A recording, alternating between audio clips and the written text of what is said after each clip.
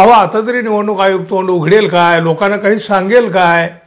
अहो नक्की ही मतं वाढली कशी आणि इथं आली कुठून?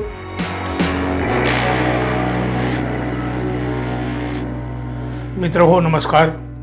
विधानसभा निवडणुकीत मतदान आणि मतमोजणीच्या मध्ये झालेल्या या काही कथित गैरप्रकाराच्या नवनवीन माहिती रोज समोर आणल्या जात असतानाच आता महाविकास आघाडीने निवडणूक आयोगाला तो आवाहन केलं आहे, आव्हान सुद्धा दिलं आहे.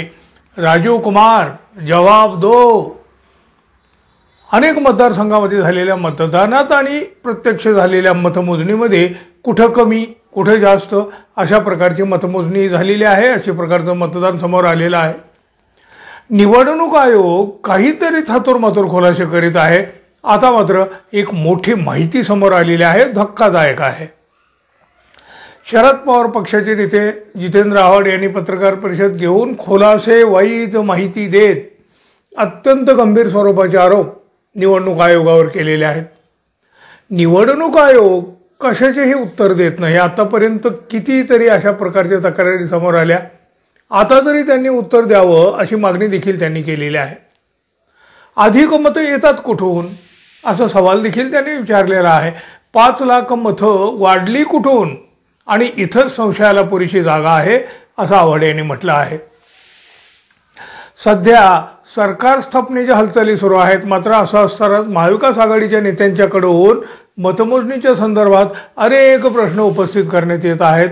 त्याचबरोबर या निवडणुकीत मतदानाचा टक्का म्हणजे मतदारांचा टक्का तो वाढला तरी कसा याबाबतही काही नेत्यांनी शंका उपस्थित केल्या आहेत.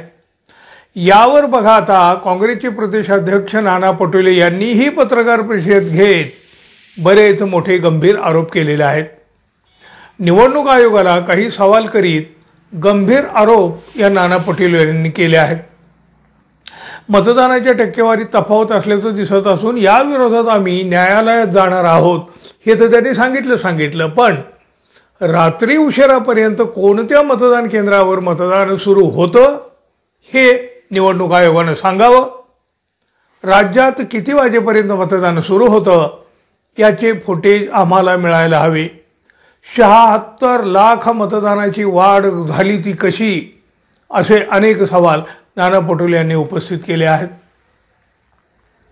कोणतीही निवडणूक झाल्यानंतर निवडणूक आयोग पत्रकार परिषद घेऊन जनतेला माहिती देत असतं. अर्थातच आपला असा अनुभव आहे आधीपर्यंतचा. अशा प्रकारची परंपरा आतापर्यंत राहिलेली आहे. मात्र महाराष्ट्र विधानसभेची निवडणूक झाल्यानंतर निवडणूक आयोगानं कोणतीही पत्रकार परिषद घेतलेली नाही. महाराष्ट्रामध्ये झालेल्या मतदानाच्या टक्केवारीत फरक जाणवतो आहे. जवळपास 76 लाख मतदान वाढलेलं आहे. मग मतदानाची ही वाढ नेमकी झाली तरी कशी?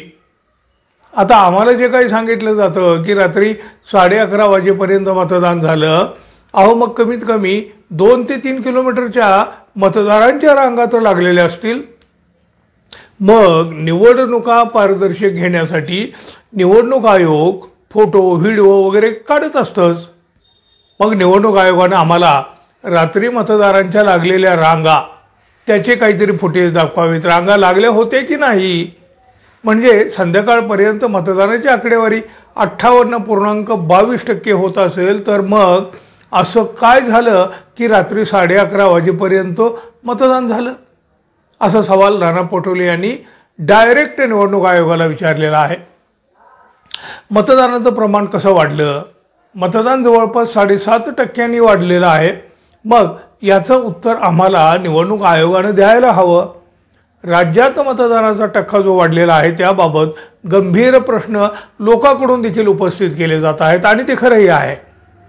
स्वतः केंद्रीय अर्थमंत्री सीतारामन यांचे पती त्यांनी देखील याबाबत प्रश्न उपस्थित केलेले आहेत.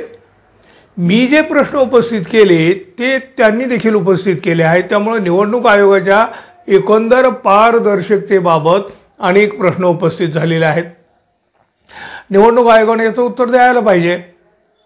सायंकाळी 5:30 वाजता मतदान झालेलं आहे, त्याचे फोटो आणि व्हिडिओ आम्हाला निवडणूक आयोगाने दिले पाहिजेत. हे मतदान कोणत्या केंद्रावर झालं हे वाढीव 7.5% मतदान वाढलं तरी कसं, असे थेट प्रश्न नाना पटोले यांनी आयोगाला विचारलेले आहेत. अहो, आता तरी निवडणूक आयोग तोंड उघडेल काय, लोकांना काही सांगेल काय? अहो, नक्की ही मतं वाढली कशी आणि इथं आली कुठून? मित्रांनो, तुम्हाला काय वाटतं? अगदी मनापासून तुमची मतं, तुमच्या प्रतिक्रिया, तुमच्या वेदना, तुमचा राग, तुमची खदखद सगळं काही आपल्या कमेंट बॉक्समध्ये व्यक्त करा. आणि हो, आपण अजून आपल्या चॅनलला जर सबस्क्राईब केलेलं नसेल तर कृपया सबस्क्राईब करावं ही अपेक्षा तर आहे. धन्यवाद. पुन्हा भेटू. तोपर्यंत नमस्कार.